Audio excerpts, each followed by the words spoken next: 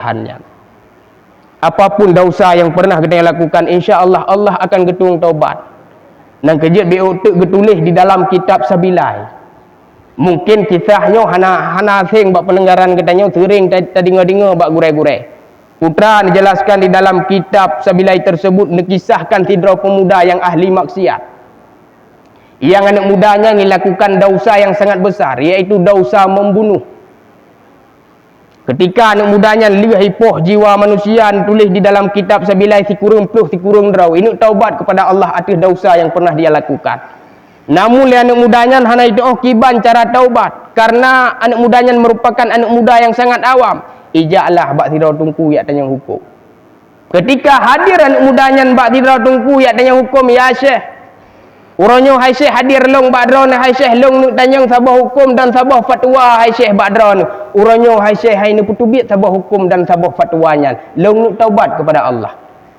Dijawab oleh Syekhnya, hai anak muda putra teman dosa yang kali kata lakukan dikala long tatap wajah draw ke hai anak muda hai penuh dengan penyesalan. Dijawab oleh anak mudanya, iya Syekh. Dosa long hai Syekh long kali long poh jiwa manusia lebih kurang sikurung puluh kat sikurung draw ke hai Syekh hai long nuk taubat kepada Allah. Dijawab oleh Syekhnya, hai anak muda, menyanyian dosa yang kali kata lakukan hai anak muda hai hana ampunan daripada Allah. Bengih anak mudanya itarik ke pedang yang dalam ke yang itak tidak tengku pah tertuh draw. Ibadah anak mudanya diberangkat murau-urau meminggu-minggu, ternyata anak muda tersebut penyesalan timbul yang kedua kalinya. Ini taubat kepada Allah, namun hana itu cara taubat. Ijak bak tidak tu Syekh ayat tanya hukum, ya Syekh. Hadir long badron uronyo hai Syekh long nak tanya sabah hukum sabah fatwa badron hai Syekh ni petubit le dron sabah hukumnya hai Syekh. Gekul le Syekhnya, hai anak muda dikala long tatap wajah draw ke hai anak muda hai penuh dengan penyesalan. Putra dosa yang kali kata lakukan hai anak muda, jawab le anak mudanya, ya Syekh. Dosa yang pernah long lakukan hai Syekh long kali long poh jiwa manusia yang hana salah ngelong lebih kurang tertuh draw kalau poh hai Syekh hai. Uronyo long nuk taubat atas kesalahannya hai Syekh. Dijawab oleh Syekhnya, hai anak muda, menyanyian dosa yang kali kata lakukan hai anak muda hai jak kedih bak sabuh tempat hidik klik mo ba ru ia mata bekle kata ulang kesalahan yang sama anak muda jawab dia anak mudanya jeut.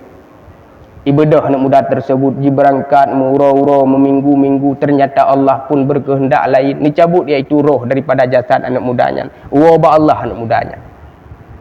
Ketika wabak Allah anak mudanya turun dua roh malaikat. Yang pertama turun merupakan malaikat rahmah, yang kedua turun merupakan malaikat adab. Kun malaikat rahmah bak malaikat adab, ya malaikat adab anak mudanya orangnya bah urutan long kun malaikat adab. Karena anak mudanya masalah dunia ji zalim tat, maksiat tat, musabah kebaikan hantam pernah dia kerjakan masa udip ji. Uronyo anak mudanya bah urusan long kena adab ke dia anak mudanya. Gitu oleh malaikat rahmah, ya malaikat adab.